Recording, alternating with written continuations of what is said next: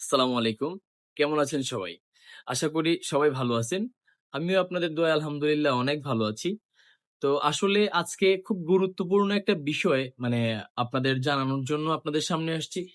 সেটা হচ্ছে যে যাদের আসামি বা আত্মীয়স্বজন জেলখানায় আছে, তারা হয়তোবা আ অনেক সময় অনেক আ মানে যেটাকে বাটপারি বলে, এগুলার ফাঁদে পড়ে যান।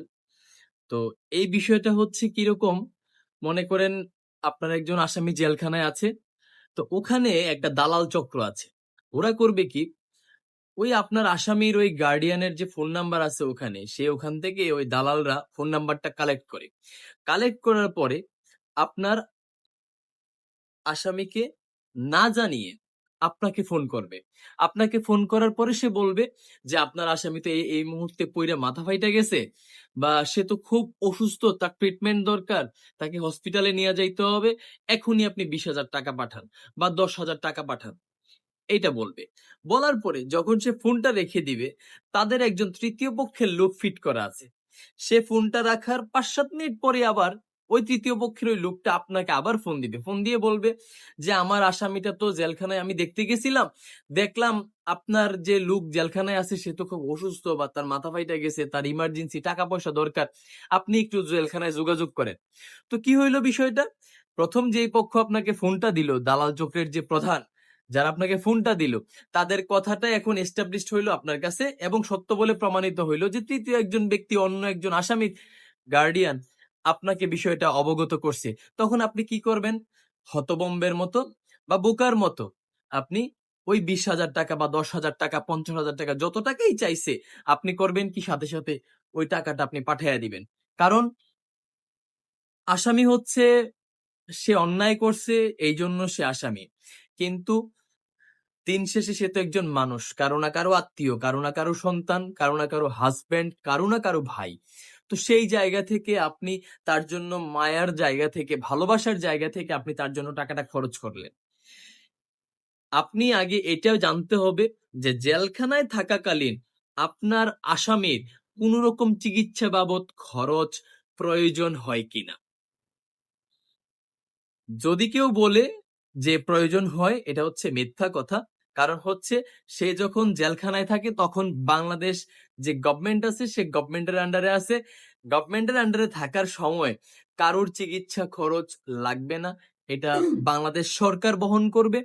যদি তার হার্ট অ্যাটাক হয়ে থাকে, সে হৃদরোগে আক্রান্ত হয়ে থাকে, সে শ্বাসকষ্টে আক্রান্ত হয়ে থাকে, তার জ্বর হইয়া থাকে, তার মাথা ফাইটা থাকে, তার হাত ভাইঙা থাকে, তার টোটাল খরচ বাংলাদেশ সরকার টোটাল খরচটাই প্রদান করবে। আপনার কাছ থেকে কখনোই বাংলাদেশ সরকারের কোনো পুলিশ কর্মকর্তা বা বাংলাদেশ সরকারের কোনো কর্মকর্তা আসামির জন্য আপনার কাছ থেকে কখনোই একটি টাকাও চাইবে না।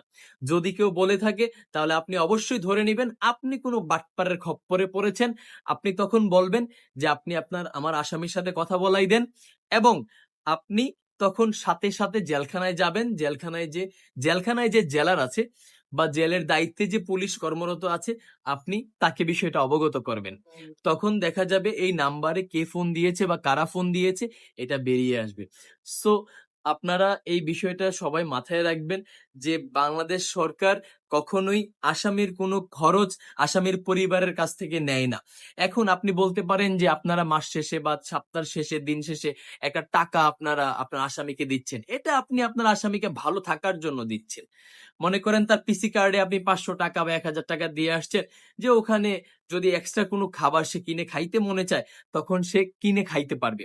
কিন্তু তার ভাতের খরচ, তার তরকারির খরচ, তার থাকার খরচ, তার আনুষঙ্গিক যত চিকিৎসা বাবদ খরচ আছে, বাংলাদেশ সরকার কখনোই আসামির আত্মীয়স্বজনের কাছ থেকে এই অর্থটা আদায় করে না। এটা বাংলাদেশ সরকার নিজস্ব অর্থায়নে এটা দেখভাল করে। আপনার আসামির যত রকমের সমস্যা হোক, যখন সে জেলখানায় আছে তার মানে সরকারের হেফাজতে আছে। সে এটার দেখবার সরকারের দায়িত্ব। কখনোই আপনার নয়।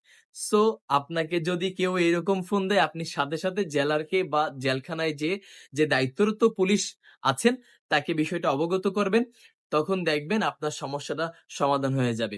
সবাই ভালো থাকবেন, সুন্দর থাকবেন, সুন্দর একটি দেশ গড়ার লক্ষ্যে সবাই কাজ করবেন। আসসালামু আলাইকুম।